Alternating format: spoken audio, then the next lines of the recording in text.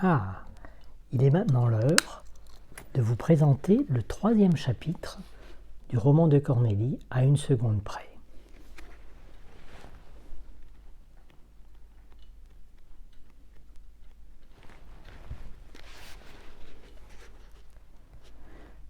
Ma première préoccupation fut de savoir s'il s'agissait réellement de Gérald. C'était une obsession. Je devais en avoir la preuve. Je ne me souciais guère de savoir si nous étions en 2008 ou 2018. Pour l'instant, l'essentiel était d'admirer l'homme que j'aimais, assis en face de moi. Ici et maintenant, bien vivant. Je devais arrêter de douter, croire à cette réalité transfigurée, ne plus réfléchir à la situation, même décalée. J'ai donc dégusté ma sole, mais mon apaisement n'aura été que de courte durée. Gérald semblait disparaître progressivement devant moi. Son image m'apparaissait de plus en plus floue, jusqu'à devenir invisible. J'étais paniqué. J'avais la sensation de vivre dans une autre dimension, comme si je passais dans un sas de décompression, comme un cauchemar étrange. Je regardais autour de moi. Mes yeux se remplissaient de larmes. Plus aucune trace de Gérald. Pourquoi avait-il disparu ? Le serveur, voyant mon désarroi, vint me trouver. « Avez-vous apprécié votre sole ? » ?»« Oui, comme d'habitude, » ai-je susurré. « Merci, madame. »« Avez-vous vu mon compagnon partir ? » ?»« Excusez-moi, mais vous êtes venu seul ? » ?»« Oh, excusez-moi, je ne suis pas en très grande forme aujourd'hui. » »« Souhaitez-vous un dessert ? Le tiramisu est excellent. Je vous le conseille vivement. »« Non, merci. Apportez-moi la note, s'il vous plaît. » Le serveur est reparti rapidement, son torchon à carreaux plié sur son avant-bras. Il n'a sans doute pas compris pourquoi j'avais l'air si désemparé. N'en pouvant plus d'attendre, je me suis levé et poussé la table pour me diriger vers le comptoir et régler mon repas. J'avais hâte de sortir pour respirer l'air glacé du mois de novembre. Cette initiative me semblait la meilleure des idées. J'allais me réveiller. Mon esprit semblait avoir été heurté de plein fouet par un bloc de pierre. Que m'arrivait-il ? En sortant, mon regard a été happé par une énorme pancarte publicitaire qui vantait les principes d'un nouveau rasoir. Outil des plus sophistiqués jamais présentés sur le marché. Des images de coupe de barbe parfaites défilaient, et pour finir, un détail me fit sursauter de joie. Profitez de la promotion exceptionnelle pour ce Noël 2018, avec une remise immédiate de 10% durant tout le mois. Nous étions effectivement en 2018. J'avais retrouvé ma décennie. J'étais quelque peu rassuré. Mais j'avais perdu Gérald. Avais-je rêvé ? Avais-je glissé dans les couloirs du temps ? Cela existait-il vraiment ? Pour l'instant, il était impératif que je rejoigne mon appartement, car je commençais à grelotter de froid. Une pendule à cristaux liquides postée au coin de la rue indiquait la température. 0 degré. La nuit était tombée bien vite. J'ai sauté dans le bus 23 afin de retrouver un minimum de chaleur. J'avais hâte de me retrouver chez moi. Je n'avais plus le courage de marcher. Ma voiture m'avait fait faux bond depuis quelques semaines. Aussi pouvais-je redécouvrir les rues de ma ville à pied.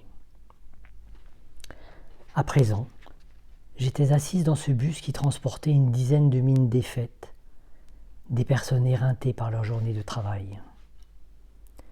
Je me laissais happer par un vide sidéral bienfaisant. Je voulais m'assoupir légèrement. Ce moment fut un havre de paix. Le balbutiement d'un enfant m'a réveillé à temps pour sortir du bus au bon arrêt. Arrivé au pied de mon immeuble, j'ai remarqué combien le silence était omniprésent. Il commençait à neiger un peu, ce qui rendrait l'atmosphère éthérée, féerique. Le sol se parait d'un manteau de flocons blancs et transformait le paysage en un Éden immaculé. Le bruit des moteurs de voiture était étouffé par le ralentissement obligatoire. Le calme et la sérénité prenaient place. La nuit imposait son repos. Je voyais à travers les vitres des familles réunies devant leur émission de télé. Tout semblait rangé et serein. Tant mieux. À cette pensée, j'étais triste de ne pas avoir eu d'enfant. Le destin avait été cruel. Plus d'amoureux, pas d'enfants. Je venais de fêter mes 40 printemps. Je ne m'attendais pas à être veuve, ni à rester célibataire si longtemps. Même si mon charme avait encore agi quelquefois, je n'avais plus envie de faire de nouvelles connaissances. Trop fatigué, après une suite d'échecs retentissants. Tout était de ma faute, je le savais bien. Je ne faisais aucun effort de séduction. J'avais été tellement heureuse avec Gérald. Il avait été mon centre. Après une douche rapide et un petit encas pris à la cuisine, Alma posa sur le canapé ses albums photos qu'elle appelait « Mes petits bonheurs ». Elle plongea son âme dans les moments exquis partagés avec Gérald. Il lui fallait impérativement revoir ces pages de bonheur pour survivre. La première page de l'album exposait la joie d'un couple passionné, enlacé, posant langoureusement devant l'objectif, seul au monde. Ils étaient partis en Italie, pays des amoureux. Ils avaient dégusté la cuisine italienne aux saveurs incomparables, où le soleil nourrissait tous les fruits et légumes, offrant au palais une saveur exceptionnelle. Et que dire des fameux plats de pâtes, agrémentés du merveilleux parmesan frais, un délice. Alma souriait en admirant leur mine réjouie, leur teint hâlé, sa robe à fleurs rouges et blanches que Gérald aimait tant. Elle se mit à rire en se remémorant la scène au marché lors de l'achat de leur paire d'espadrilles blanches, compensée pour elle, plate pour lui. Au bout de 5 minutes de bonheur virtuel, elle laissa tomber l'album photo et se mit à pleurer. À quoi bon remuer tout ce merveilleux passé pour en être arrivé là? Pourquoi le destin leur avait-il imposé cette séparation si difficile à vivre? À ce moment précis, elle entendit un craquement dans une chambre. Son cœur se mit à battre à tout rompre.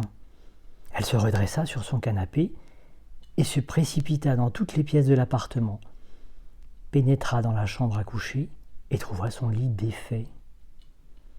Pourtant, elle était bien certaine de l'avoir refait ce matin avant de partir travailler. C'était une habitude chez elle. Elle laissait toujours son appartement impeccable avant de le quitter. Pas question de rentrer le soir et de retrouver le fouillis. Par conséquent, c'était totalement anormal. Puis un autre bruit retentit. Elle tendit l'oreille. Son cœur battait la chamade et ses mains commencèrent à trembler. En se focalisant pour mieux entendre, elle distingua un bruit d'eau, comme une cascade qui coule. Elle se précipita vers la cuisine. Rien. Le robinet de l'évier était bien fermé. Le son obsédant de cette eau continuait de plus belle. Alma commença à se figer pour situer l'endroit exact d'où pouvait provenir le bruit. La salle de bain, bien sûr. Elle aurait dû y penser tout de suite. En entrant dans sa salle d'eau, elle n'en crut pas ses yeux. Un homme était caché derrière le rideau de douche. Il se lavait, mais quel culot! Elle saisit à la hâte le premier objet qui lui tombait sous la main, en l'occurrence la vieille batte de baseball de Gérald, et se positionna derrière le rideau. Vivant seule, elle l'avait toujours gardée précieusement, au cas où elle aurait à se défendre un jour.